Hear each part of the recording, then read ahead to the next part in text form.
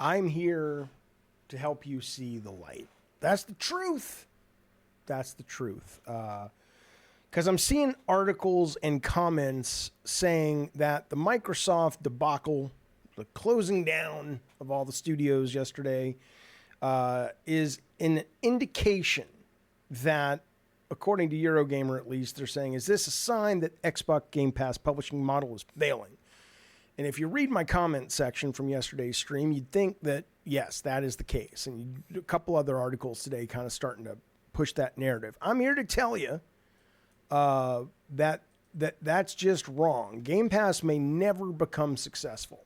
Ever. But what I kind of get frustrated, and I want to push back a little bit on, is this idea that the reason Game Pass won't be successful is Game Pass fundamentally never was designed to work in the first place, or it was designed to work, but you guys saw the writing on the wall at the very beginning. Let's be clear. Game Pass's current struggles are more likely to do with incredibly inept management on the part of Phil Spencer and Matthew Booty. That is the problem with Game Pass. Now, is it possible that even if the plan had worked, it wouldn't work? Yeah, sure. That is absolutely possible. It's very possible that there aren't enough core gamers that give a shit about the kind of games that Game Pass promised to be filled with, whether it was Fable, Avowed, Indie, Starfield, if it had delivered for most people. There just aren't enough people, and games are too long for a service like that to merit existence. That's very possible. And that would have been disappointing to me, but I would have conceded. I would have said, yeah, that works. That makes sense. That tracks. But the problem is, what we are looking at now is not an accurate picture to judge the vision that was promised. The vision that was promised, that Microsoft spent hundreds, I think, if you add it all up, of billions of dollars on, at least $100 billion, if you include Activision, Bethesda, and a number of other things. That vision that was promised is not what is on display. People saying, well, see, Hi-Fi Rush Tango shutting down shows that it doesn't work. Hi-Fi Rush, pretty much it's clear, was never meant to be a title that caused you to subscribe to Game Pass. Think about it. Hi-Fi Rush was the thing that stopped you from churning. Hi-Fi Rush was the weird little fun series you find on Netflix in between, Stranger Things and Wednesday. There's like a gap, and it's like, oh, that's cool. I won't unsubscribe and go subscribe to Disney Plus or whatever. And that was a incredibly important part of the plan. You have to have those smaller titles. And that was what I was excited about. I was excited that Game Pass was not only going to be a home for these big budget things, but in order to create stickiness to keep people from churning and keeping people to stick around for the next big thing, which would get people to subscribe, you would have these AA and indie games that would be original, made for Game Pass by these great studios, and they could do all kinds of things unique because they already had you in the ecosystem. So the subject matter could be a little different.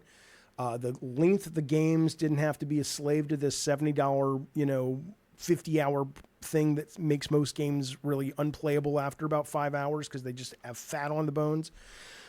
That's what was promised, okay? And here's why it failed. It's failed so far because for some fucking reason, Microsoft seems very... this is...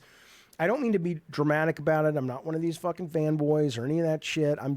It's staggering to me that it's like being so close to this great idea that may not have worked, but it was a great idea. And it's one thing for the service to fail because it was a cool idea, but it wasn't time, or it never would have worked, but hey, hats off to you. That's one thing. But to fail because just idiocy on the part of management. They were so close. They spent so much money. And they couldn't toss out $1.5 million salary plus a signing bonus plus a yearly bonus in stocks to someone like Scott Rohde, Shannon Studstill, Alan Becker, Rob Ferguson, Connie Booth. Hell, EA picked up Connie Booth, which is, I'm sure that's going to be great for EA and great for Connie, but what in the fuck? You can spend all that money, you fucking yahoos, you fucking rejects from the old 70s show Hee Haw. And if you don't know what that is, look it up. Look it up. Look it up. You can spend all, I mean, see, I'm not doing a bit. You can spend all of that money, but you don't have the ability to look and say, Phil Spencer, great visionary guy, great salesman, great pitchman. He is not the guy to be sitting in the captain's chair. Matt Booty, hell, every time I see him in an interview, I go, that seems like a guy who's really nice. He might be a nice friend to have in life, but he's not the guy. I'm not making a joke. As Biden says, not a joke, folks. I don't know if he says it. He does say that. It doesn't matter what he says. But seriously, I'm not making a joke. I mean, he seems like a nice guy, but who the fuck is watching these motherfuckers? I'm sorry to be a dick to them because they're people. They got families. I'm sure they're good human beings. I saw the tweet from Mike Ybarra yesterday that he's like, Phil Spencer is, really not. He's the one who's suffering. He's got a job and he's a gajillionaire. But in the sense that this is not like he's sitting there counting his piles of money. This hits him hard because he is a gamer. Blah blah blah. And I believe that, and I believe Mike. But it's just like, come on, how hard is it to say, Matt Booty, no. Bring in people who have done this before at a high level, at a successful level, consecutively. I'm frustrated by that, but I'm not as frustrated, but I'm also frustrated by the narrative that's forming, I guess. This idea of, see, Game Pass doesn't work. No. Ask yourself this, okay? If Starfield had delivered, I loved it, but I know a lot of people were disappointed. If Starfield had delivered, as promised, as you expected, if Redfall had delivered, if Fable had come out when it was supposed to come out, if Perfect Dark, what the fuck is going on with that fucking thing? God, these idiots. God, it's just awesome. If Perfect Dark had delivered, and it had been out by now, and they were working on the sequel, and then Hi-Fi Rush had been there as intended as a stopgap, right? If the various other titles, which were good, had been the successful stopgaps they were designed to be, the anti-churn they were designed to be, and then we had Call of Duty coming, and Indie coming, and Avowed coming. I mean, look, it's fair to say that it still may not have worked, but you don't get to and still feel good about you being an honest conversationalist. You don't get to say, this is proof that Game Pass doesn't work. No, all this is proof is Game Pass doesn't work, along with a lot of other things, when it is managed by Phil Spencer and Mateus Booty. It just don't work with those two. But this is also the guy, and I'm sorry, Phil, I know you're a nice guy, and maybe in real life we'd get along. I don't fucking know, and I don't, dislike you as a human. But this is also the guy that, fucking shipped the Xbox Series X without a goddamn exclusive single day one launch title.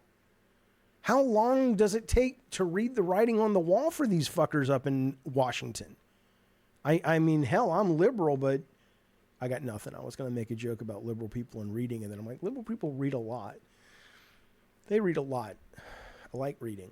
And I'm liberal, I'm progressive. It doesn't matter, I'm frustrated. You should be too, because honestly, fundamentally, this could have ushered in a really interesting way of designers making games without the pressure of it's gotta be this kind of commercial thing because it's a $70 product. It's gotta be this length because it's a $60, $50, $40 product. It could have just been the game is the game based on what the designer wants it to be. That is what I was championing, and that's what I thought we'd get. We will eventually get that because ultimately, believe it or not, it is all going to go streaming, and it's all going to go subscription-based once it starts streaming. But until then, Microsoft's inability to recognize poor management and replace or buttress that poor management with people who can do what they can't do has basically kicked the can down the road, most likely. We have this Christmas, we'll see. I mean, Christmas, if Indy delivers, Avowed delivers, and Call of Duty's there day one, you know, at least that might give us a glimpse of what could have been. But, yeah, there's what it is. I'm just tired of this narrative not being pushed back on. So be well, be safe. I'll see you on the next stream. Go watch Hee Haw. It's terrible. People loved it back in the day. I didn't. I grew up in Alabama. I didn't love it. It's weird. It was very weird.